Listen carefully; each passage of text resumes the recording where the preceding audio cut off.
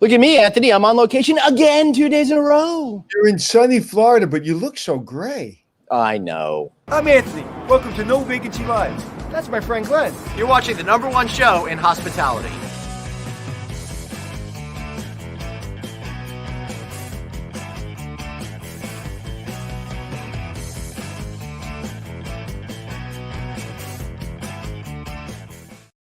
Hey, everybody. Glenn Hausman here, and I got the one and only Anthony Melchiori. Anthony, so the lighting here is a little blown out because I'm in such a great place at the Crowne Plaza Jacksonville Airport Hotel that's got all of these great windows all around, and I'm in Florida, so I may look gray, but it's bright, it's sunny, and it's really just gorgeous outside. And how's the hotel? Is it busy?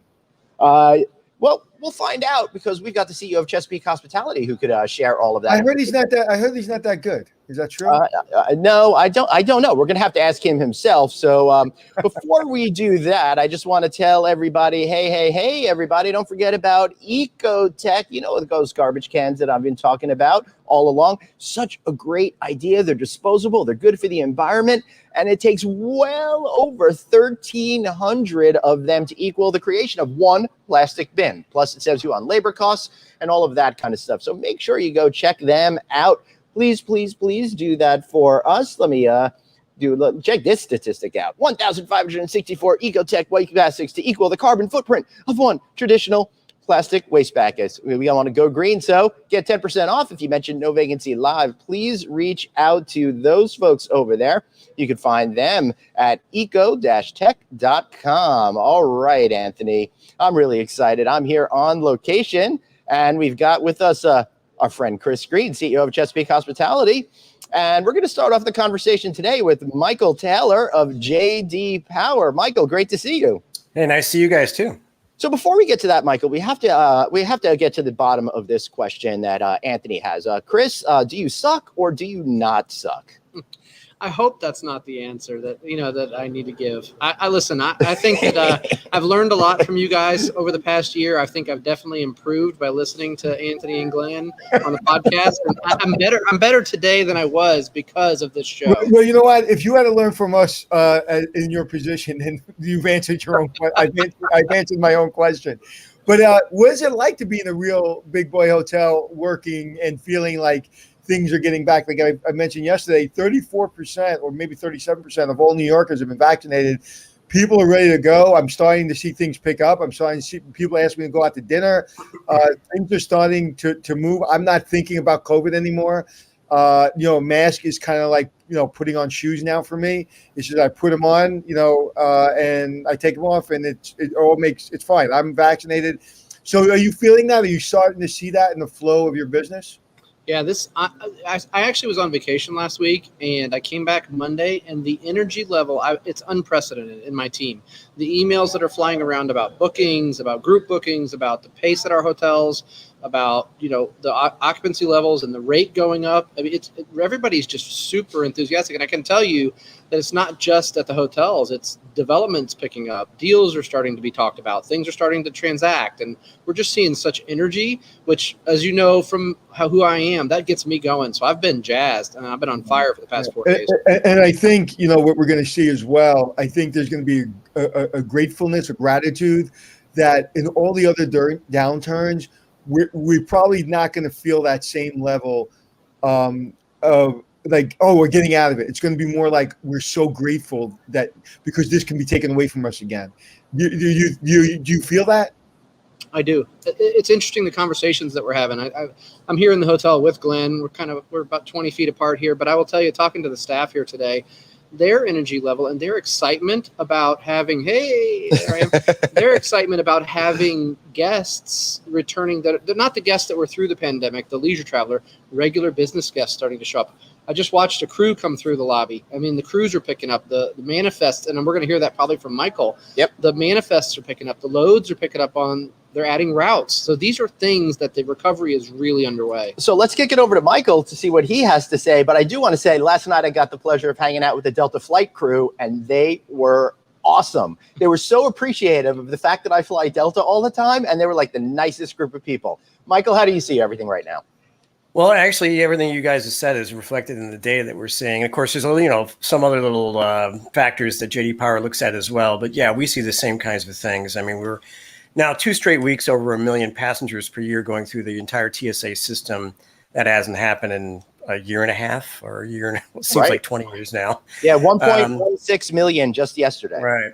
And that's about 55%, 60% of where we normally would want to be at this time of year. So, those are good numbers. I've sent some graphs to you if you can pull those up, Glenn. I absolutely can, but how strange is it to say 50-60% is good numbers? Hopefully we won't have to say that too much longer. What are we looking at here, sir? Exactly. So this is satisfaction. I just thought we'd talk a little bit about things as they have been and things as they're looking to be, a little forecast in the future as far as people's satisfaction. So that, we look at, these are just airport numbers. And it's a satisfaction on a 1,000-point scale. 100 is terrible, 1,000 is perfect. And you can see that we look at 3 different types of airports: mega, large, and medium. The megas are 33 million. Those are the Orlando's, O'Hare's, LAX's of the world. And so you can see that little line I drew there on both of these graphs is when basically around mid-March last year when the pandemic hit. So we saw actually in almost all the JD Power studies, not just travel, satisfaction went up a little bit. Believe it or not, strangely enough, for a couple different reasons. And one of them was exactly what you guys were talking about, people's expectations. People were just happy to get out of the house and eat or have a beer at some place that wasn't their kitchen table. That's right. But now you can see, that trend line is starting to go back down a little bit for 2 factors. We're having more people in the airport. There's a little bit more wait time now. Things aren't as open as people would like to see because they have that positive attitude. It's like, okay, this thing's finally over and I want to consume while I'm at the airport or while I'm traveling. So that we're, seeing just a little bit of a, tail off. And as we add more people, we're going to see satisfaction drop a little bit, but that's what you want to see. That we want to get back to that problem we used to have, which was overcrowding. And also, you guys were talking about flight crews and stuff like that. One of my youngest child is a flight attendant for SkyWest and flies for United and for Delta. And they were telling me that, they're seeing a lot of oversold flights because, they're trying to get on to as a non-rev passenger on to, get out here to see, their family here. And they've had a hard time finding a flight because we're now going to be experiencing in the next 6-7 months. We haven't heard this word for a long time, oversold. Right. But it's oversold because so many flights were taken off the schedule. Exactly. So what are airlines thinking about now? Do they add more capacity or do they kind of ride it out a little bit to push up the prices and stuff? They're going to ride that edge. They're going to, take the risk of pissing off of people, excuse my language, annoying some people in order to make sure that they get enough revenue because they're still in that cash starved position. They need as much cash as they possibly can, and they'll trade satisfaction for that cash. Really? Easily. And that'll last You're for 4, saying 5, that they're or 6 up months. on satisfaction, so they could risk getting back to pre-pandemic levels of satisfaction. Part of it's that, but yes, you can trade satisfaction for revenue, and that's across the entire travel section. So you'd like to have both, but sometimes you can sacrifice one or the other. So we're going to see, these trends. We're going to see that, you're going to book a flight and you're going to get like, wait a minute, you can't get on this flight for whatever reason. Maybe not anybody in this group because we're relatively frequent travelers, but your Aunt Mabel, who only travels once a year, might have a problem for the next 5 or 6 months until they add capacity. So they're going to have to see that this thing is real, that the trend is continuing before they commit to aircraft and also flying and hiring more crew. And that's currently where we are, and which is a good problem to have. This is the problem you want to have coming out of a pandemic. Right. That's really fascinating. So, Chris, I'm seeing that from you. No, I understand and I agree with him. It's for hoteliers, we need to accelerate as fast as possible, and to do that, we need more routes. So it's kind of competing priorities, right? You got the airlines that need to fill seats before they fill routes, and then they need to feel safe that that's going to be a continued process. But we need them to open routes to drive increased travel for people who can travel. We're going to have a period of inflection when the needs of different industries aren't going to meet, even within the travel industry. And it's going to be very challenging for all of us. I need to accelerate, right? We're forecasting 50 to 60% growth in the back half of the year. And to do that, I need more flights. And so it's just going to be, I think that we're seeing real energy, and we're seeing the vaccine pace pick up. I know in Florida, if you want to go get the vaccine today and you're within most classes, you can go get it. So I would just encourage everybody to get vaccinated so we can accelerate this process. Yeah, I'm April 7th, by the way. That's when hey, I'm going. congratulations. I have yet to be able to land an appointment. But Michael, one of the things we were talking about pre-show is this whole notion of vaccine passports and that sort of thing. Is that going to be a reality? Is it going to be a permanent thing or a short-term measure? Well, we asked this question in our product, which we call Passenger View, which is cell phone surveys of folks who are on the airport. We've had tremendous response to this thing. We get thousands and thousands of responses a day on this. And that we've been asked that question for 3 or 4 months. The data hasn't changed. About 2/3 of the people think a digital vaccine passport is a good idea. Half of that, or a third of the entire population, thinks it should be required. A third thinks it should be just optional. And then the last third thinks it's a bad idea, should just forget all about it. So there is some preponderance that people think it's a good idea, but only about a third of the people think it should be required. And I believe we're gonna get to a point where it isn't going to matter. That we're gonna see the numbers for COVID drop dramatically. Either it's herd immunity or it's vaccination. And soon this will be an unpleasant memory. That's my hope. And I hope we get there sooner than, worrying about who's going to have the digital vaccine and whether it's real or not. Digital vaccine passport, that is. Well, it seems that it's getting realer. It's getting real, and it's picking up quicker than a lot of people assumed, especially a month ago or 2 months ago. About a month ago, you couldn't even get an appointment here in New York City. And now everybody I know is vaccinated. Like, there's not an adult over the age of 50 that's not vaccinated except Glenn. But it's so my opinion is I would love it to be mandatory. I don't think it's necessary to be mandatory. I'm like you. I don't really care. I just want to travel. I'm vaccinated. Family's going to be vaccinated. I'm going. So there's some people that really are afraid of the vaccine and don't want to get vaccinated. How do you force that person? In schools, on the other side, in schools, when we were kids, we all had to get vaccinated. We couldn't go to school. You still do. You don't have a certain regimen of vaccines, you're not allowed to go in. And it's the same kind of thing. But this is where we start to talk about personal rights and stuff like that. It's not necessarily the right venue for this, but me personally, if I can go to a concert and it requires the fact that I have to scan a little barcode to get into there, I am okay with that. Years ago, I would have thought crazy, that's infringing on my privacy and my rights, but I understand that sometimes things need to be done under certain circumstances. Michael, interesting question from Steve D'Erasmo. Back to the airlines things. Will they swap out aircraft for larger equipment first before adding in additional routes to the schedule? That's pretty interesting. That is a really good question. And what happens is it's all in route planning. There are 2 factors that the airlines have to consider. A is what is the demand for my particular route that I have? And do I have a crew and the equipment to fly that? So you got to have both. You got to have both the crew and the equipment. And right now they, put their money on smaller aircraft, which is the reason why my youngest child has a job right now, is qualified on smaller aircraft. So they're going to go with that. They're going to also ride that a little bit before they start bringing back 777s. So, I mean, they're putting that on. Sorry for all the stuff popping up on my screen here. We don't see anything. Good. I'm getting notices here for my next meeting. Don't see it. Yeah. So anyway, it's going to be a little bit. They've got to have 2 things happen. They've got to have they've got the equipment. It's all sitting around, but you've got to rehire the crew and they've got to requalify. Some of them have been sitting long enough that the FAA is not going to let them fly until they requalify themselves, which generally takes a day or so. Oh, that's it. Think of the logistics of that. I mean, it's really terrible. So they've got all that. They have AI, artificial intelligence, working on that kind of thing. And they're going to work that in, but it's going to be smaller aircraft full before they bring in the big heavy duty equipment. Right. That makes sense. Anything else that we need to know, Michael, before we let you go today? Oh, God. I could probably fill the rest of the hour, but no, I think those are the highlights. Things are getting better. People are, more confident now. And then expectations are also changing. Those are the highlight, J.D. Power. Do you have any notes on business travel?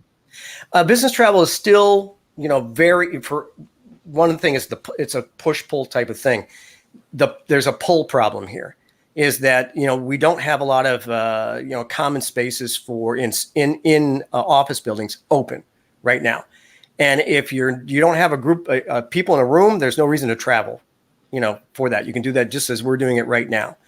So there's not enough pull there. Offices have got to reopen, and businesses have got to feel that they can take the risk of opening, and I think they're at that point right now, actually, before we start to see business travel. We see half the business travel that we normally see this time of year. Right. So it's cut in half. And those are the regular people that are flying, that spend the money and buy the, the higher priced, higher margin services, as you guys well know. Well, I'm shocked. I'm shocked that you're saying right now business travel is at 50% of where it was in 2019. Last time I looked at it, yeah. That's a heck of a lot higher than I anticipated. Yeah, it's about 50%. Probably it's because the way we define travel, we define it, J. Power, why did you travel? What was the purpose of that? Did you do any kind of business at all? And some people look at it as what we call commercial flying. Do you have a contract? Is there some kind of loyalty program that you belong to? So it's usually a definition problem. Ours is just, what is the reason for your trip? Yeah, I can tell you that pure segmentation of business travel and hotels is nowhere near 50% of what it was. I mean, really, we're looking at 10 to 12% right now in most of our big business travel markets. When I think about major cities, downtown hotels, and maybe, Michael, that it's people traveling in even a rental car, or maybe they're taking their car and driving on a business trip. So you're seeing trips happen, flights, but I don't know. We're just not seeing it in the hotels yet. Right. Well, the convention and meetings is way off. And that might be the factor there. Because we're not asking about conventions and meetings. Just what's the intent of your trip? Right. Yeah, I agree with the conventions and meetings part of it. Because, Chris, this is the time of year where we're gone basically all month, right? For me, if I didn't have speaking gigs all month long in March, I was doing something wrong. If I wasn't attending events, I was doing something wrong. Even things like the Hunter Hotel Investment Conference, an event traditionally held this month, was pushed back to May so they can handle it, so they can hopefully have it. So there's a lot of different factors out there. Michael, one last final thought before you go? No, things are getting better. Glad to be with you guys. Hope to have even better news next time we talk. And you will be back when you have better news. Just drop me an email, or you or your guy Brian over there, and let me know, and we'll get you right back on. Thank you, sir. Right. Thanks, really guys. Appreciate you. Chris, I haven't seen you smile this much in a year. I don't know. I really don't know how to quantify it. It's really an underlying feeling that I have that, as a matter of fact, you guys see me looking over. I'm watching guests checking in and out and loading luggage, and families and travelers going in and out of the front door of the hotel. And it's enthusiasm overrunning right now. I just feel really good. And the other thing is I see not only the operations people, but the sales people and the revenue people sending emails. They're flying around. We booked this. We converted this. Rates are up. We're picked up this much pay. It's just exciting. And for me, you remember last July when we were talking, and we're like, it's coming back. And then it didn't come back. It came for like 3 weeks. And yeah. Well, all right. I'm going on record saying right now it's coming back. Oh, we're on our way. Yeah. Wait, listen, it's completely directed to the vaccine. Yeah. They're rolling it out. It seems that it's rolling out properly. People have access to it. I know my experience was perfect when it came to getting it after I can get an appointment, getting the second dose, the speed of getting in and out. It's just that's what it comes down to. And as long as people get vaccinated and we have vaccinations, we're going to get back to normal. Why wouldn't we? Like, to me, when people say, well, we're not sure it's not going to come back, the only reason it won't come back is if for some reason, God forbid, there's another, pandemic where there's something we don't have a vaccine for. And then, yes, of course, then we have a problem. But why wouldn't everything come back to normal right away? And all this fear, we've been talking about this a long time, all this fear of people are going to worry about shaking hands, or people are going to be worried about being in a room with people, and people are going to, and I was like, it's nonsense. We're human beings. That's nonsense. The people that were concerned about it before are going to be concerned about it. The people that weren't concerned about it are not going to be concerned about it. Right. And, I wasn't sure. I was telling Glenn yesterday, am I going to shake hands? And I've been doing a lot. Wow. This is yesterday at the airport. Yeah. And that's been my experience as well. 6:30 a.m. And yeah, I was there. I was in the airport 2 days ago at 6:30, same thing. And, one of the things, I'm shaking hands, I'm hugging people. I'm like, hey man, what's going on? There's no more fist bumping and elbows. I'm shaking your hand. Yeah, we had that situation yesterday, right, Chris? I'm like, how are we going to greet each other and stuff like that? And I'm like, F it. We just gave each other a big hug because what the hell, Yeah, I mean, I'm seeing people, Anthony, that I haven't seen in a year they're like, I got my vaccine. Come here and give me a hug, buddy. I mean, it's just, we are especially hospitality people. I mean, we're people, and it needs to happen. And I can't wait till it's all gone. And like Michael said, a bad memory. Yeah, well, it's good to see you, my friend. It's good to see you in the Function Hotel. But more importantly, it's good to see my friend Glenn doing what my friend Glenn does for a living, and it's really, really. Yeah, it's so much fun because Chris and I are working on a project together for his company, which is exciting. So that got me out. It got me down here, and I will tell you, last night I was hanging here at this bar, probably having a number of one of those drinks over there, and it was pretty crowded over here. So I talked to Brian, the general manager. I'm like, hey, great crowd tonight. He goes, oh, actually, it's not all that great. We've had even better ones over here. So, Chris, I mean, you're really starting to see a return, in my sense, of the beginning of that return to people spending money and having food and drinks. I don't know if it's a Florida thing, but there were certainly a lot of people hanging out in their respective pods here last night. Yeah, I mean, what we saw, as a matter of fact, the whole market was sold out last week, and all it was the end of spring break travel coming through Jacksonville. Jacksonville's like a pathway to the rest of Florida, and we had a ton of travel coming through the market. People were traveling both southbound and northbound, and we're right off of 95, so we had a lot of opportunity to pick up travel, but the whole market was sold out because, listen, I don't know, he didn't mention it, but the travel numbers last Friday, Saturday were 1.4 million, so they were super high. And I can tell you on the highways, it was packed. So people were moving around to make sure that they could get out and do something with their kids. And to me, that's a sign that people are getting comfortable. They're like, I'm taking my kids, I'm going to Florida. Listen, Disney World was packed. Universal was packed. The beaches, of course, were packed. So it's just a sign that things are coming back. I thought that 1.4 million people were all in Miami. They were all at one place.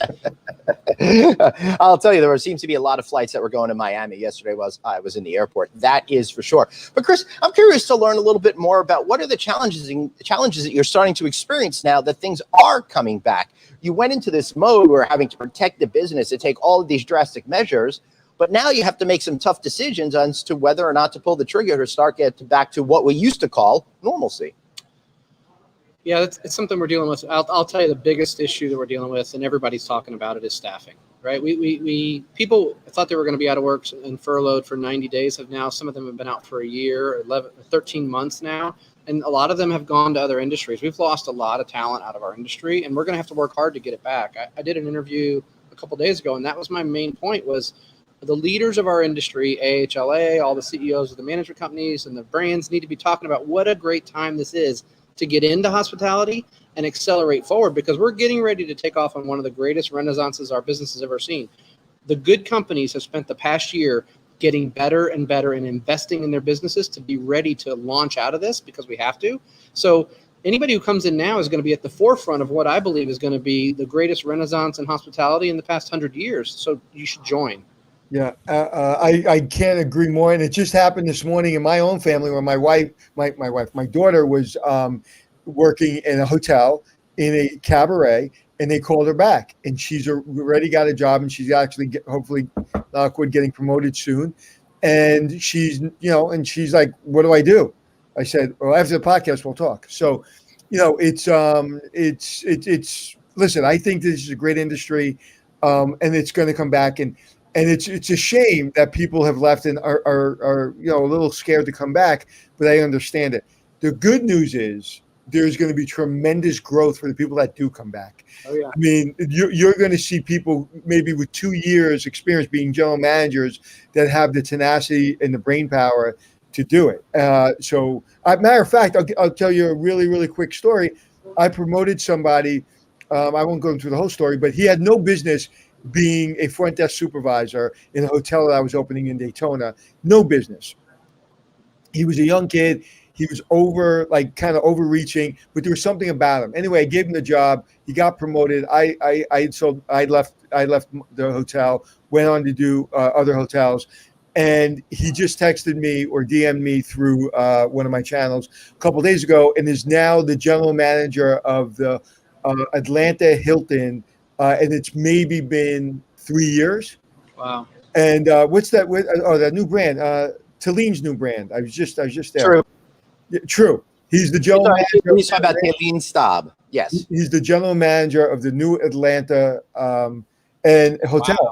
And he's great. He was just 3 years, but he got him. I said, what position you got? I thought maybe he'd have front office manager. He goes, I'm the GM. I was like, oh my God.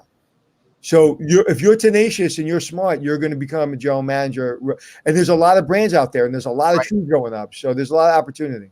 It's too funny because Chris and I were just talking about that this morning, that if you get involved now, you can have an accelerated career path than prior to the pandemic. There's lots of opportunities because there's that gap that's going to need to be filled. Well, And they're not, just real quick, Len, there's not, and they're not like hotels that you're standing in now. A lot of the limited services that are coming up, that used to be a director of maybe operations or even a rooms division manager. Those type levels are now general managers. So if you're taking a true hotel, that person in that business, in that hotel, maybe 20 years ago when I was coming up in the industry, that person wouldn't be getting a general manager job. They're getting a general manager job because the franchise, the brands have done a good job in really streamlining a lot of the operations and giving good training to these young, up and coming, really hard charging front office managers and food and beverage managers.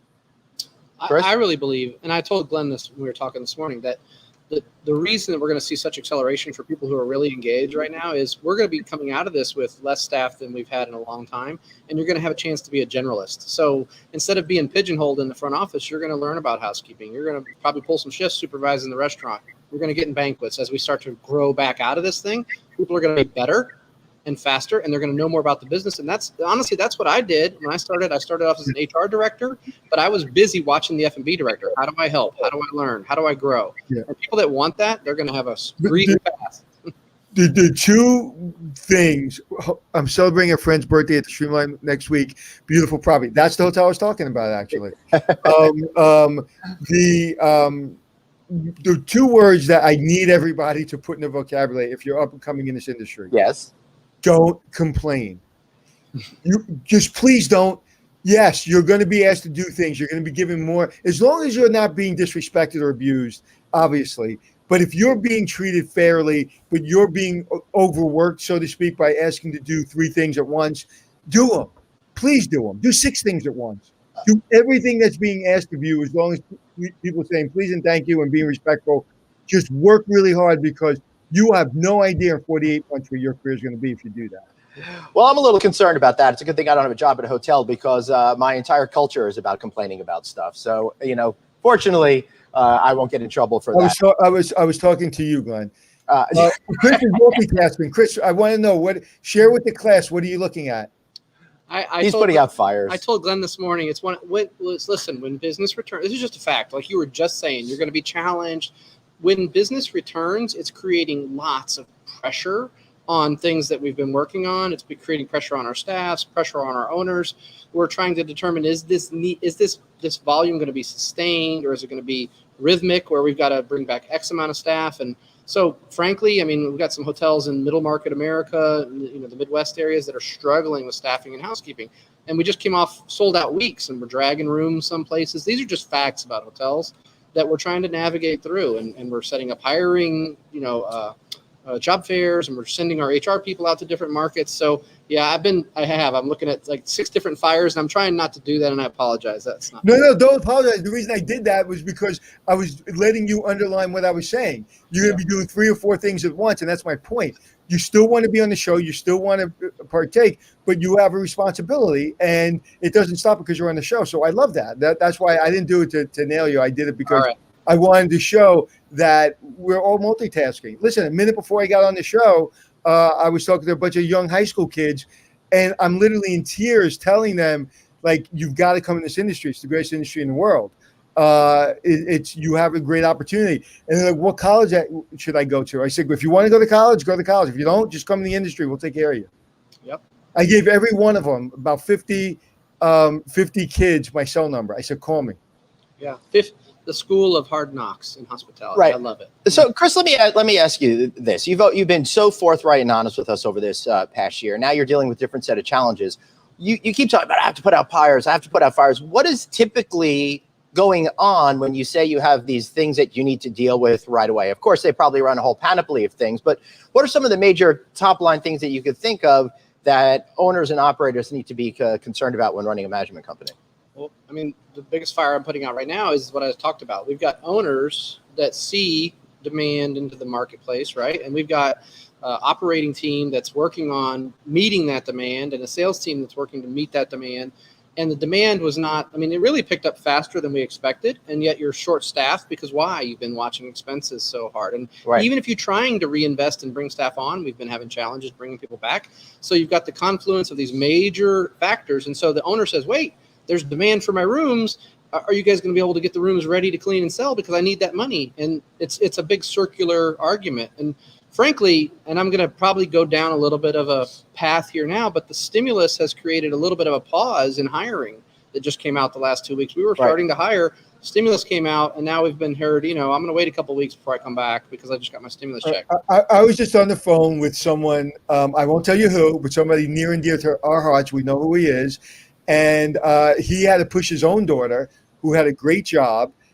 She got furloughed, and now she's getting a nice check, and he had to push her. And this was 6 months ago. But during that situation, and she got a job, and she's very successful in this job right now. But like, she was like very comfortable. She's like, why do I want to go get a job? And he was right. Like, you want to get it now because when it's all takes off, you want to make sure that you're fully employed. And listen.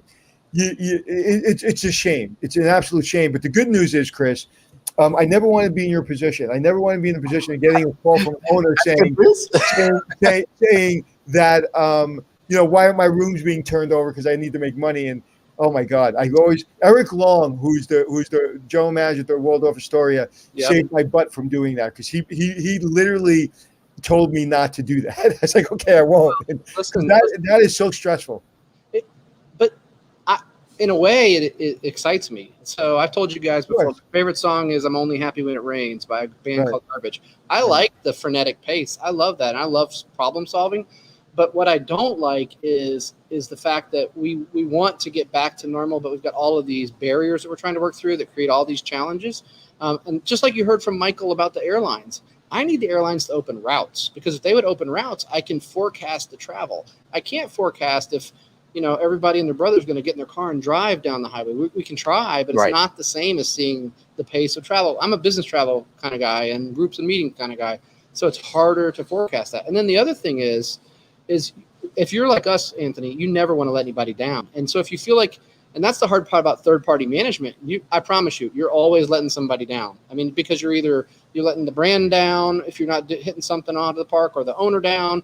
And that's what's all the juggles that we work on as being the head of a management company. Well, I think what you just said is the difference between good management companies like you and others is the feeling of letting people down. When it becomes routine and just like, well, we couldn't hit that mark and we couldn't hit that mark. And listen, we got a lot of hotels, the pandemic is just started. Who knows that this is all going to happen at the same time? There's not a lot of routes. It's not business travel. People are driving. How do I mark that? So, hey, man, it is what it is. Those are the management companies that will be out of business and that have gone out of business. And that's why you're still in business, because that still bothers you. It still keeps you up at night. It still annoys you to let someone down. And you're still battling yourself. And that's the difference between, a good hotel or a good company and a bad company. Well, thanks. Like Glenn doesn't care. Every day he comes and lets me down. He doesn't care. No, that's actually my goal, is how often can I disappoint Anthony? But one of the things is, for those of you who don't know, Chesapeake Hospitality has been around for 63 years now. So they started off owning a little 12-room hotel and parlayed it into this amazing company that Chris is now the leader of. You guys run the hotel that you're in, right? The Crown Plaza. Yeah, we do. Yeah. Probably one of our biggest turnarounds in the past few years. Well, really? Why don't we let's talk a little bit about that. And I got to tell you, Chris, I don't feel like you have staffing issues at this particular hotel, although you may. But the folks that are here, like I said earlier, absolutely wonderful. We had Christy, the bartender, last night. I was sitting here having a couple of drinks and a delicious Reuben, by the way. And she's just like the nicest bartender / server that I've ever seen. So you have great people. So how are you keeping them? How are you turning around this property using those types of people to leverage advantage? And just so you know, Chris, he said to me yesterday when I said, "How's the hotel?" He couldn't say enough about the people at the front desk. So he, even before he met the bartender, he was already talking about the staff. Yeah. So the young woman who checked me in yesterday at 10:30 or so in the morning was absolutely delightful, really super approachable and just wonderful. So it's good that it wasn't alcohol induced. The comments, positive comments. No, they weren't. No, they were. Well, at 10:30 in the morning, it could have been. It could have been. Listen, I guess I'll selfishly promote the team here, but we have a great leader here. It starts with great leadership, firm leadership that sets boundaries about what's going to be acceptable, what's not. We're going to be a great service hotel. And remember, this goes to the broader issue of every hotel is different. This hotel's got some age on it, and it's a big sprawling hotel that's laid out. It was built in the 70s, so it's got some challenges. But it depends on how you see those. If you see those as an issue, or if you see them as an opportunity. And so the team here decided, you know what we're going to do? We're going to be one of the top hotels in service in Jacksonville to overcome some of our challenges. And listen, this hotel, when we took it over, was in around the 100 range of TripAdvisor back in November of 17. Today, it sits as number 2 in the city of Jacksonville on TripAdvisor. And that doesn't come easy with a hotel this size, and especially through the pandemic. And listen, if you don't think that drives revenue and drives performance, wrong. Right. It not only drives performance, it's if people aren't looking at that, it's all if you're number 2, it absolutely drives rate and performance. And there was something that came out of Cornell. It says, I think there's a 10% gain on average rate because if you're in the top 10. And in a hotel that you say is older hotel in a market where new and shiny objects are coming up every couple of months, it's difficult. And people that don't know how to take a hotel from 100 to number 2, think about winning the Daytona 500, but you're going backwards. Okay, you're driving the car backwards. That's how hard it is. Yeah. Think about all the things that come with going from 100 to 2. Staff confidence. They believe in themselves. Right now they're like, okay, how do we become number 1? Of course, that's the way they are here. But the other thing is you're all of a sudden you're on the front page of TripAdvisor's booking channel. And even though we may not love the OTAs, we sure need them. So when you're on the front page, they don't have to go looking down the next 3 pages to find a hotel. They're like, wow, look at this big hotel, easily accessible, beautiful outdoor pool, spacious lobby and bar. Yeah, number 2, I'm going. Listen, what he's going to remember, I'm sure your rooms are nice, but I'm sure they look like a lot of other rooms that are in the pipeline, and they're very nice and they're clean, and you don't even notice it. You go in, you take a shower, you leave, but he'll remember the young lady at the bar, he'll remember the young lady at the front desk. And that's the whole thing. I've always said, I've said this 1,000 times. When I love a hotel, I don't go back and say, you're not going to believe the lamp they had in the guest room. Although there's nothing wrong with that, and that's important. But it's always what so-and-so did, how I was helped. That human interaction and connection is really what separates these properties. And I should say, Anthony, rooms here are fine, but they're about to get a major renovation. And I got a sneak peek. Actually staying in a model room, which is really kind of cool too. So I got the nicest newest room in the hotel that everyone else is going to enjoy soon enough. Oh, great. It's a great hotel. And listen, the other thing I wanted to say real quick is it's not just like the management. It's really the line level. I've always said that as the GM or the CEO, there's only so much I can do to impact the outcome at the hotel. We have a front desk agent here, and she could be a manager for me, but she just wants to be an agent. And I do something, I write handwritten cards to every person who gets mentioned in a comment, and I send them out. And it's something I've committed to do, and I do that. I have to write, I think last month was like 35 cards I wrote to her. Wow. She was 10 times bigger than anybody else in the company, and she just knows how to care for people. It's just amazing. Yeah, but you know what? You said something, and I'm a believer in too. It's not about the general manager. It's about the line folks. However, and answer this honestly, have you ever seen a really incompetent general manager with really consistently a great team? No. I've never seen it. It doesn't happen.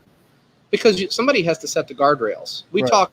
I've told you guys before, my thing is the riverbanks. And at Chesapeake, ultimately, I'm the riverbanks for everybody at Chesapeake. You can do a lot of things and be entrepreneurial and drive your business forward as long as you don't bump into my riverbanks, which are be out of integrity, be out of honesty, don't be humble, don't care for people, don't clean properly. You bump into those riverbanks, and I'm going to direct you back to center. And that's what a strong leader does. They don't clamp down on people and tell them one way or the highway. They let them be entrepreneurial, and they have room in that river to succeed as long as they are paddling the same direction. Great. All right.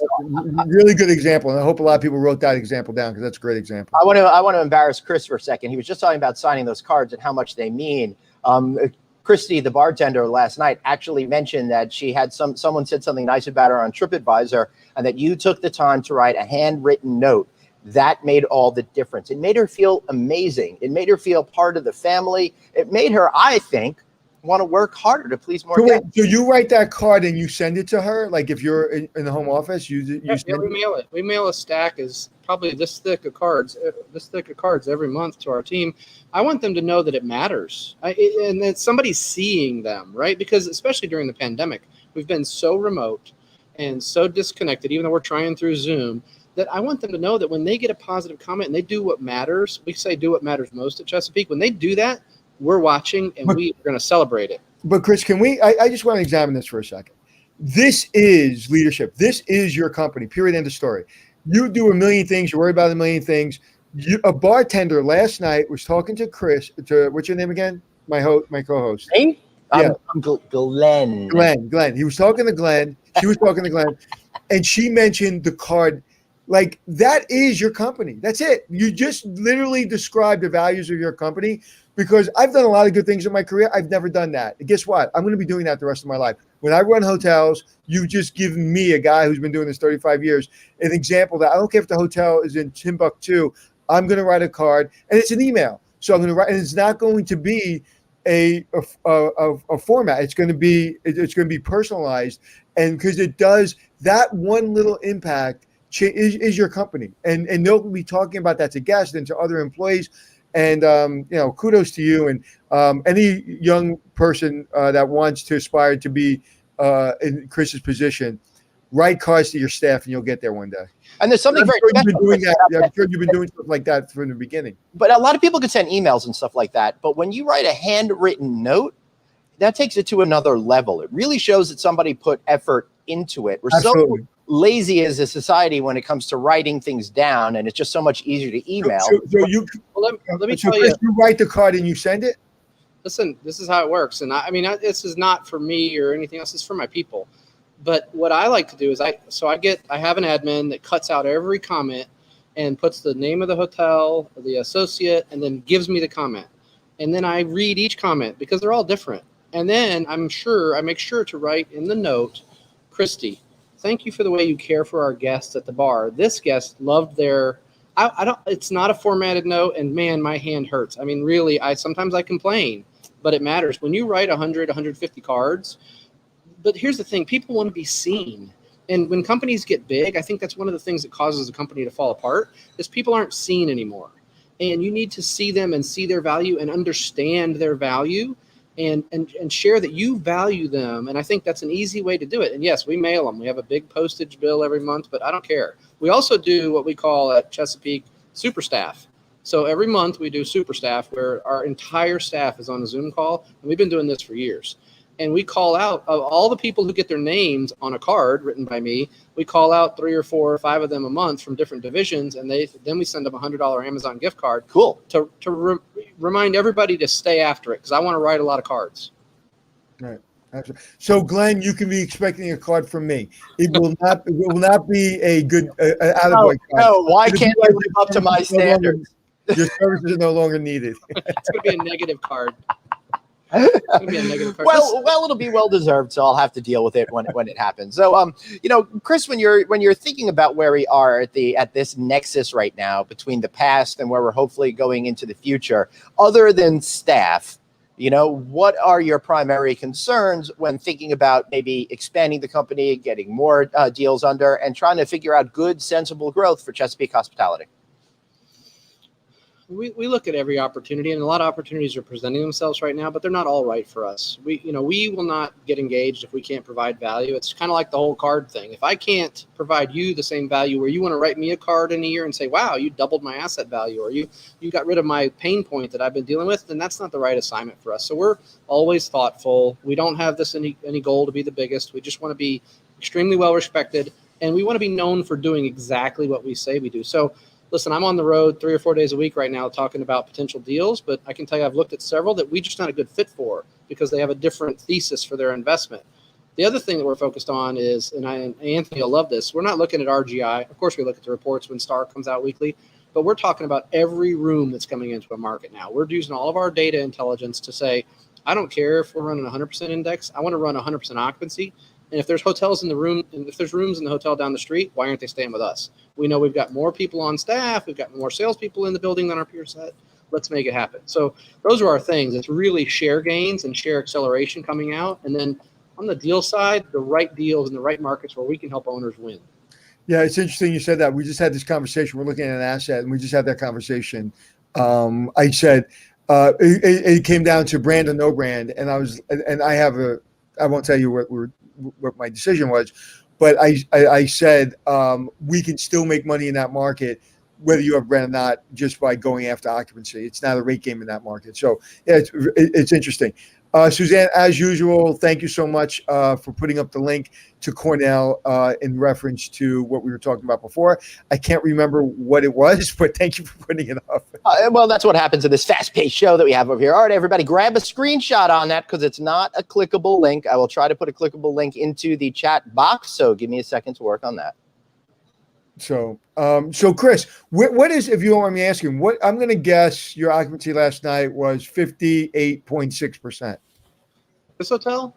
Yes. No, it's a little. This is a big hotel. It's 330 rooms. So, and we're in a comp set that has a lot of 100-room hotels. So we were right about 40% in the hotel. All right. Right? All right. But here's the thing: 40% of 330 is 156 rooms or whatever. So the good news is I was more occupied than our peer set. That's what I'm talking about, taking actual room count into the building, and that helps. So I know that I saw the STAR data from last week that the industry was at 58.9, which was up 95% on a static number from the same time last year.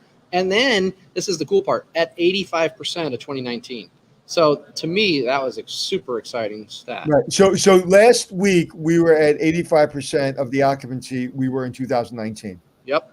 Wow, I didn't even see that stat. Now listen, that was spring break, and I think it is inflated. I do. Right. I do. I think we're going to drop back this week down to 65% or so. But I do think come September, I've got a big demarcation line on our forecast, and it's the day after Labor Day, the week after Labor Day. I think that we're going to be mostly vaccinated. We're going to be understanding how to travel.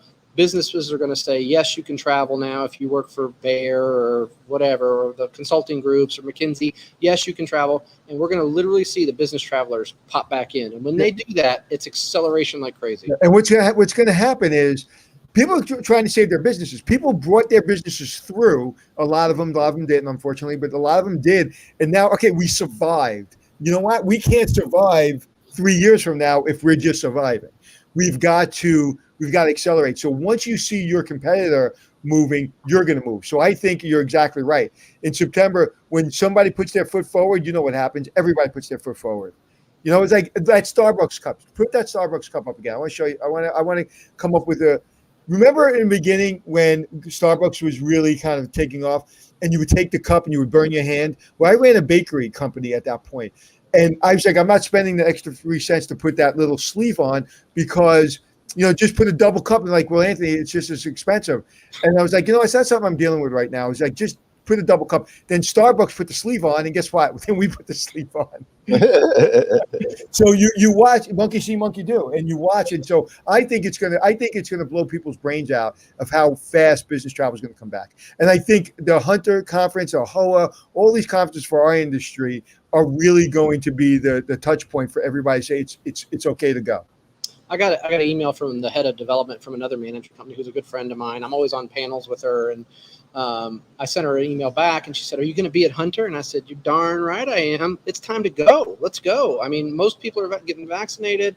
We need it back. We need to lead our way out of this, and I'm going to be at Hunter. I don't know who else is going to be there, but if you're going, I look forward to seeing you." Yeah, well, I'm looking forward to going. Unfortunately, it's someone's birthday that's near and dear to me. Glenn's? No, somebody a lot more important than Glenn.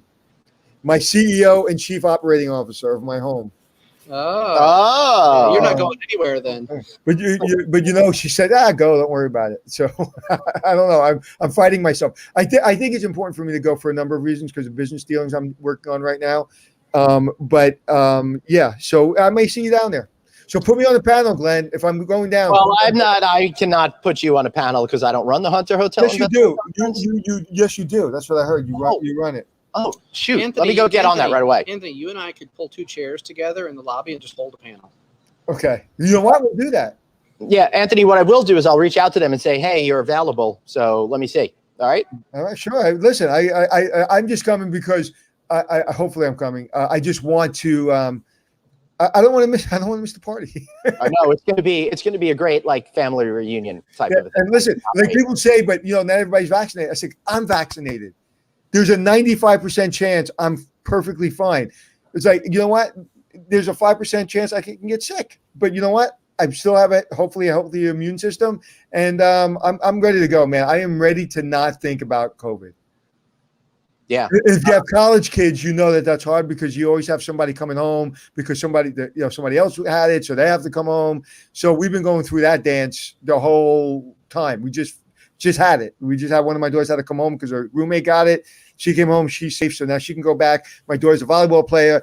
Somebody had it. She came home. She just went back. So, so it's not over just because I'm vaccinated. So I'm ready to kind of just looking forward and just seeing conferences. So, yeah, I would like to go.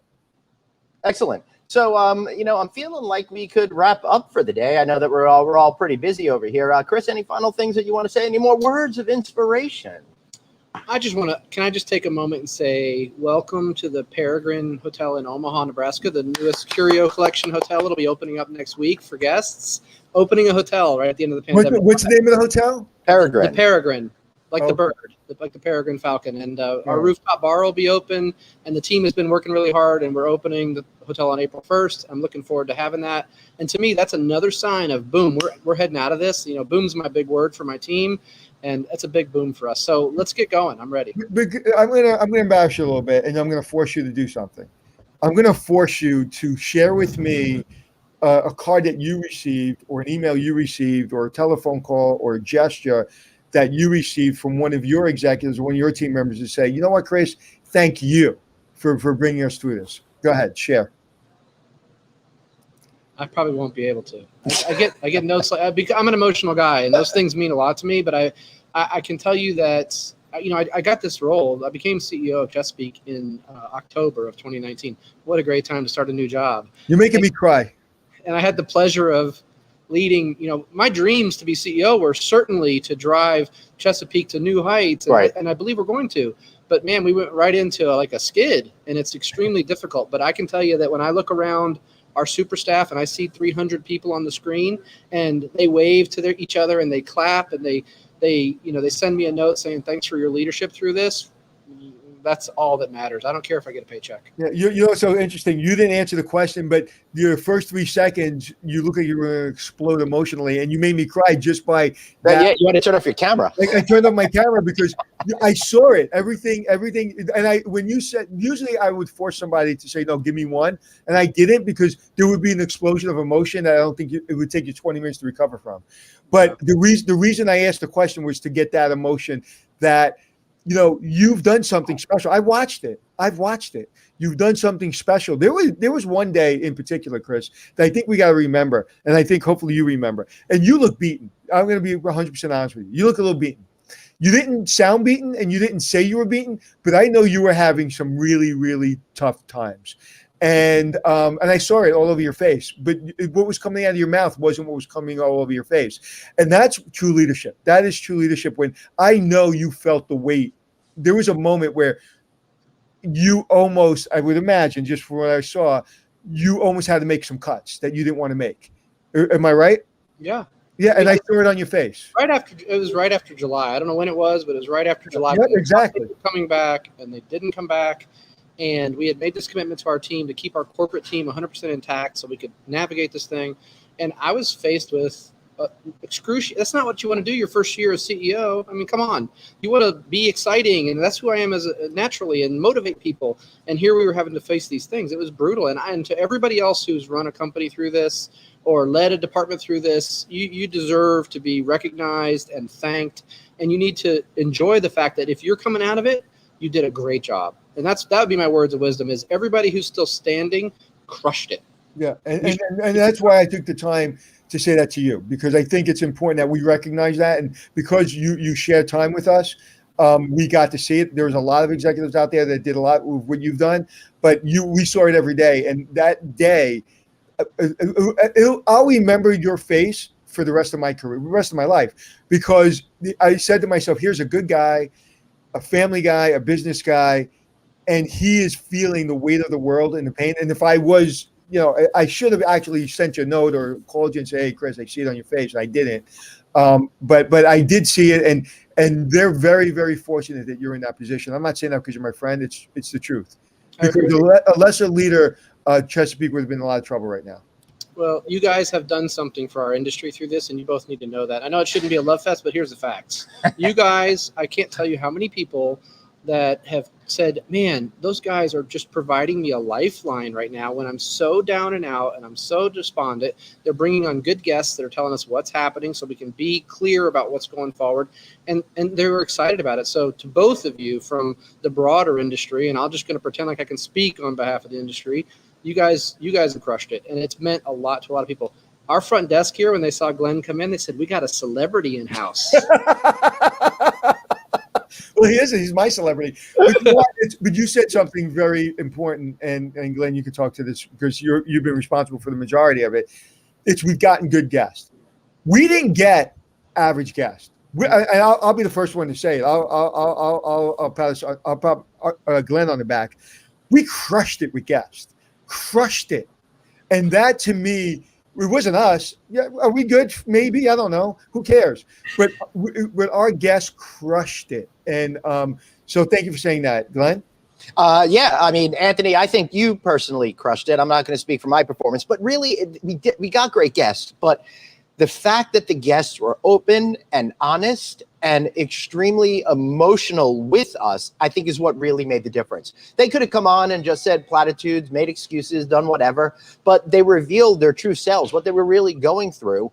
And I think that is really what made the difference. And that is what has made this show successful. You know why I'm laughing about it? Because you and I were talking that I'll do color and you'll do the commentary, right? And if we were at a baseball game, because like I'm good at like looking at the shiny ball and you're good at keeping us on track. Right. And I'm just thinking, like, if we were doing a baseball game as you were talking, it's right. Like the guy hits a triple and I'm like, wow, look at the cleats he's wearing. That's right. That's like he hit a triple. It's like, but look at those cleats, man. And why are the uniforms? Why isn't he wearing his pants all the way down to his ankles? I like it with his calf. Like, what's going on? And you're like, dude, he just won the game. What are you talking about? But that's what's great about us as a pairing. It's like I go off on tangents that, like, you're probably saying, oh my God, where's he going? And sometimes those tangents bring us to the promised land, and sometimes it's a car accident. And you're always going to bring us back. So, all right, Love Fest over. Right. Well, talking about bringing us back, let me bring us out. Chris, thanks for being here. Of course, stick around so we can continue to talk to you. We'll see you in a moment. All right. A big warning for you, though, from our friend Mike McManus over there. Did she say it's fine if you go to Hunter Conference? That's a red flag. So be warned about that, Anthony.